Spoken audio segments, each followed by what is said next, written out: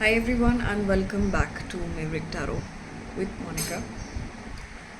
हम हैं self healing series video number 8 पे। हमने पूरी एक जो जर्नी है इस सीरीज़ में तय करी, right from identification of the problem up to problem को स्पेस देना, then conscious breaking of that pattern और फिर उस नई हैबिट को इंटीग्रेट करना। Step number 8, crucial step and definitely not the most positive step of the series, but ये definitely होगा।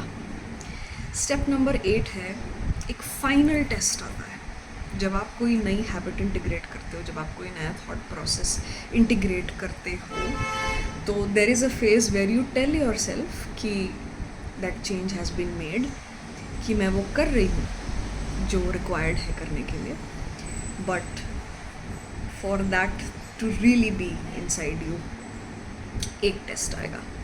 और ये टेस्ट थोड़ा भारी टाइप का टेस्ट है, ठीक है। एंड कीप इन माइंड हम एक स्पिरिचुअल जर्नी की बात कर रहे हैं, बिकॉज ये जो पूरी एक सेल्फ हीलिंग सीरीज़ है, ये एक स्पिरिचुअल हीलिंग है। अगर आप एक स्पिरिचुअल पाथ पे हैं तो आपको टेस्ट्स का सामना करना पड़ेगा, और वो टेस्ट बता कर नहीं आएंगे, वो अपना लेवल दिखा कर नहीं आएंगे, वो अपनी कॉम्प्लेक्सिटी बता कर नहीं आएंगे। एंड अक्सर they are very very very difficult tests to emotionally comprehend, ठीक है। सो स्टेप नंबर 8 में there will be one final jolt, एक फाइनल झटका जो सच में बताएगा कि आप ने इस पूरे प्रोसेस से, ये पूरे हीलिंग प्रोसेस से सच में कुछ सीखा है, सच में कुछ आप में चेंज आया है, तो वो इस टेस्ट में दिख के आएगा।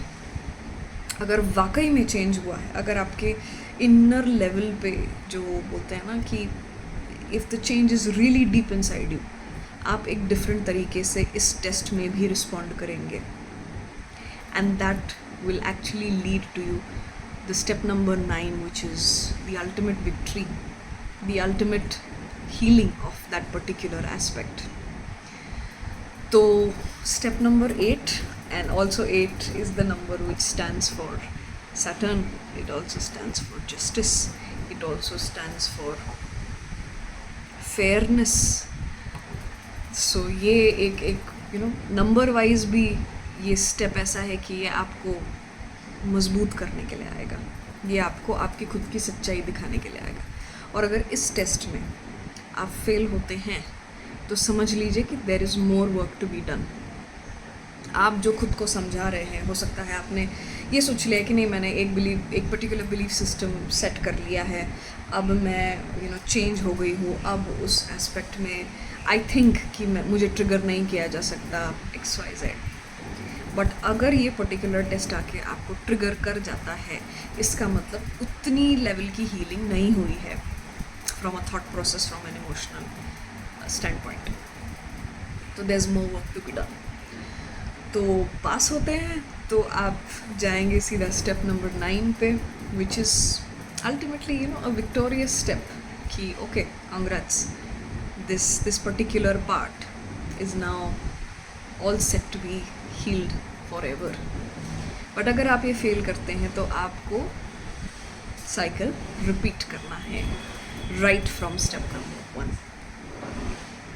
So step number 8 is like that samp sitting on 99.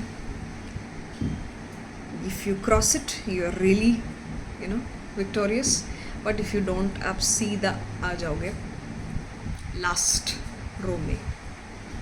So in any kind of spiritual journey which at least मैंने जितनी देखी है या मैं जितने लोगों से सुनती हूँ, थिंग्स आर नेवर ईजी।